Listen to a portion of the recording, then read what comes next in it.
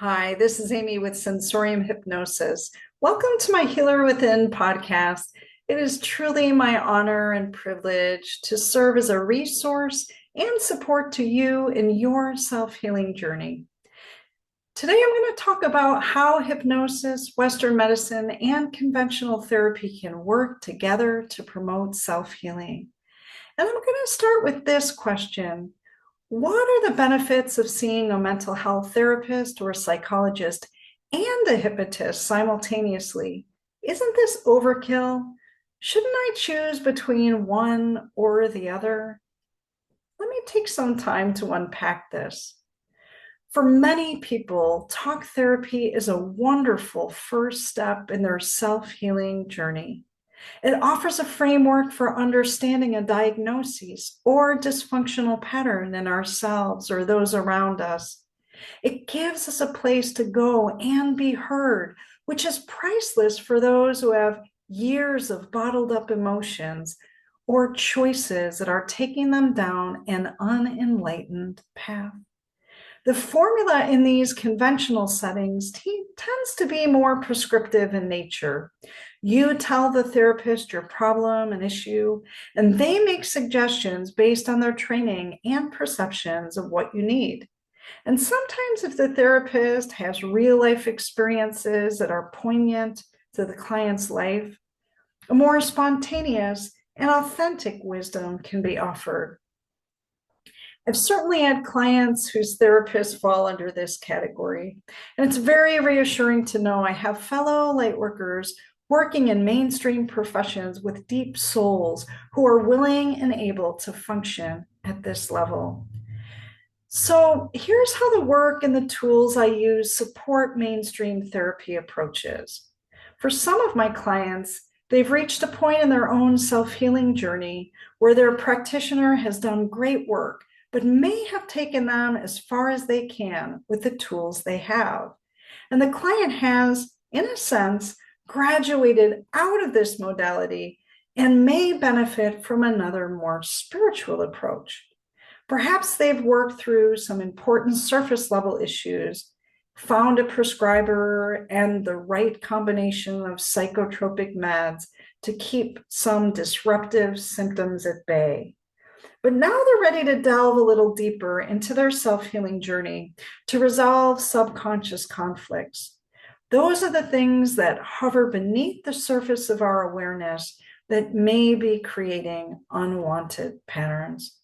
But I want to be careful here because not all hypnosis offers this kind of deeper approach. In fact, many mainstream hypnotists also use a more prescriptive formula and one-size-fits-all approach.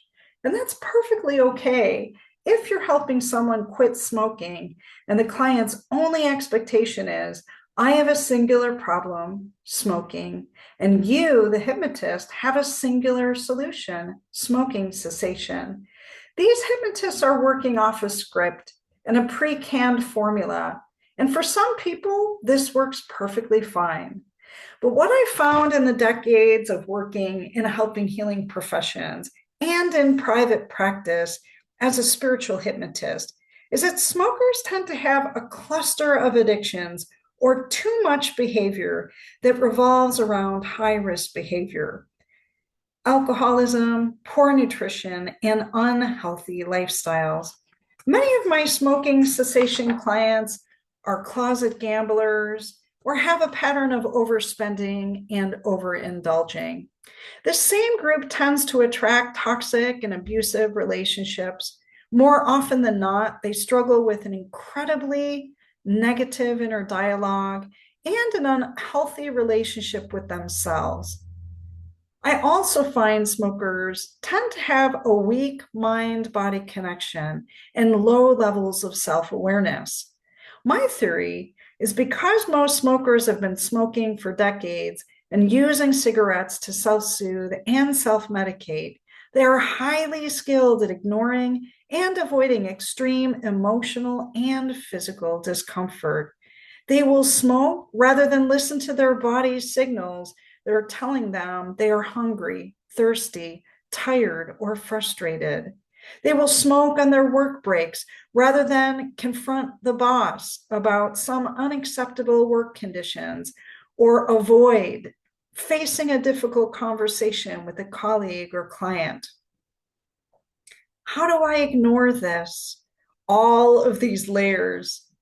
This is why I practice spiritual hypnosis and coaching, which draws upon the wisdom of the higher mind. My work helps clients not only identify root causes or reasons for avoidant behavior, but piece together solutions to resolve unproductive patterns. And through this work, clients can uncover a formula for life that resonates best with their soul, their personality, and their higher self.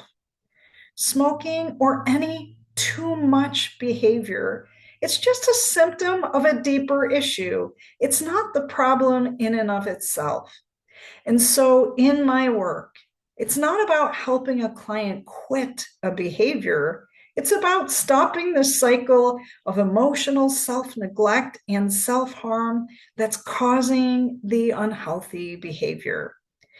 So you can see why a one-size-fits-all approach may temporarily help a client stop smoking, but it won't address the underlying cause.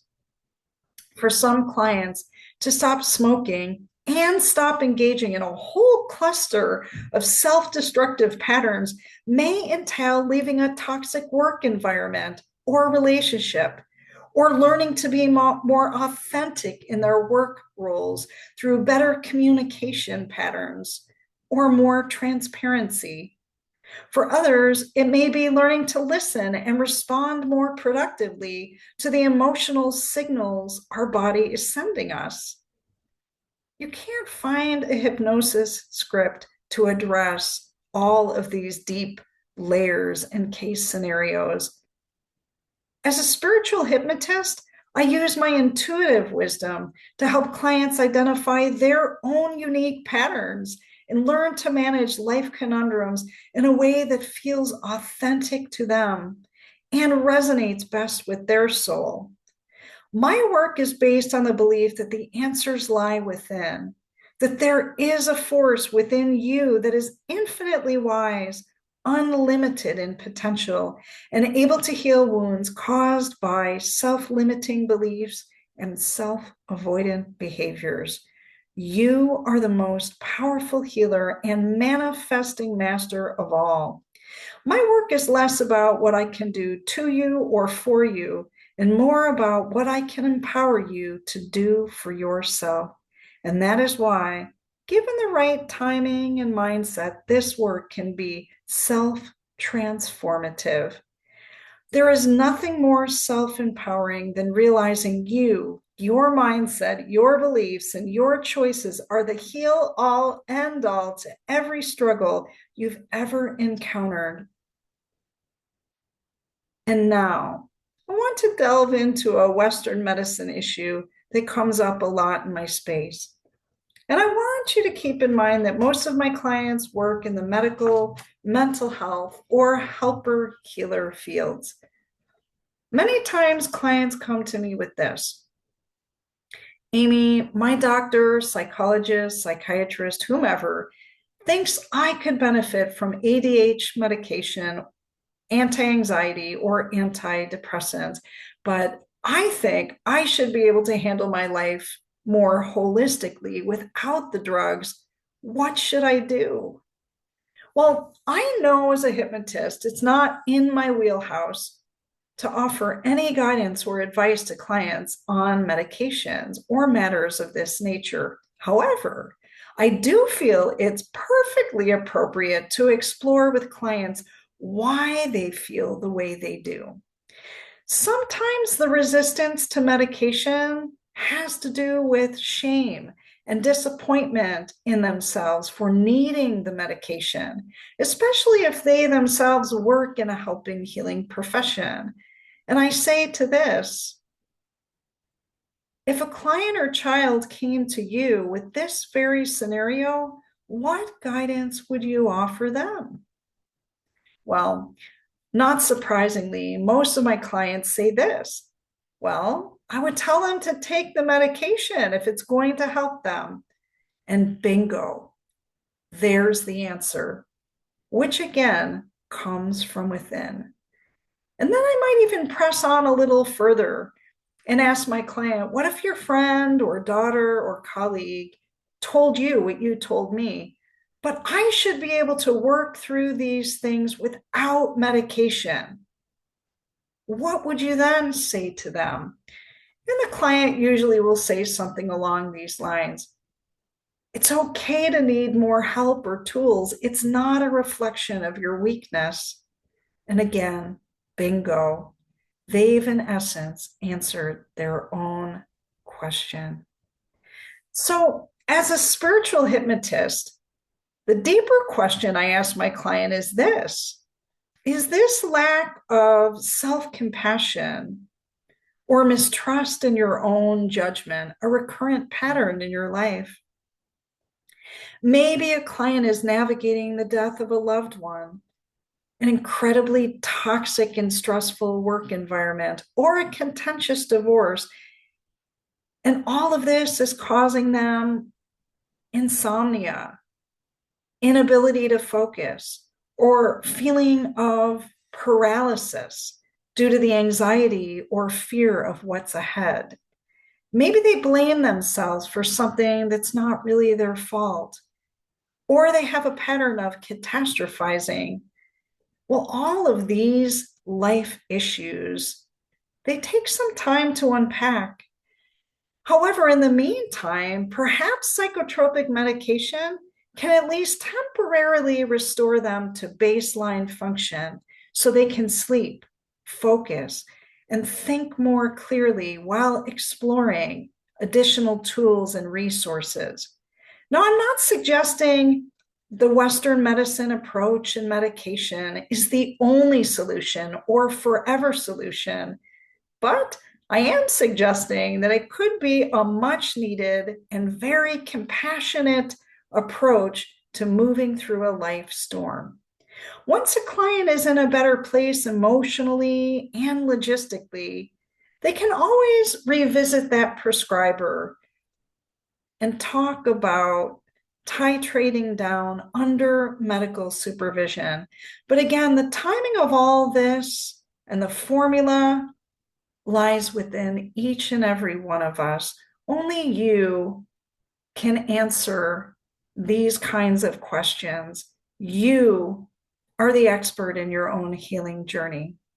My job as a spiritual hypnotist is to help my clients ignite their inner wisdom, inner healer, and inner parent. I have so much more to share on the benefits of utilizing both Western medicine or conventional therapy and alternative approaches to self-healing like spiritual hypnosis. However, for today, I will end with this. There is a huge teaching component to what I do, and it's all centered around self-hypnosis, breath work, mystical meditation, and other self-healing tools. And this is simply because the value of what I do is contingent upon a sustainable protocol that continues to reap benefits for clients long after they phase out of sessions. So I hope this podcast today has been helpful to you. And if there's anyone in your inner circle who may benefit from this message, please forward this podcast for them. And if you have any further questions about the work that I do in spiritual hypnosis, coaching, or self-healing modalities, please visit my website at sensoriumhypnosis.com. And once again, thank you for spending time listening to my podcast today, Healer Within, and I send you away with light and love. Be kind and compassionate to yourself. Until next time.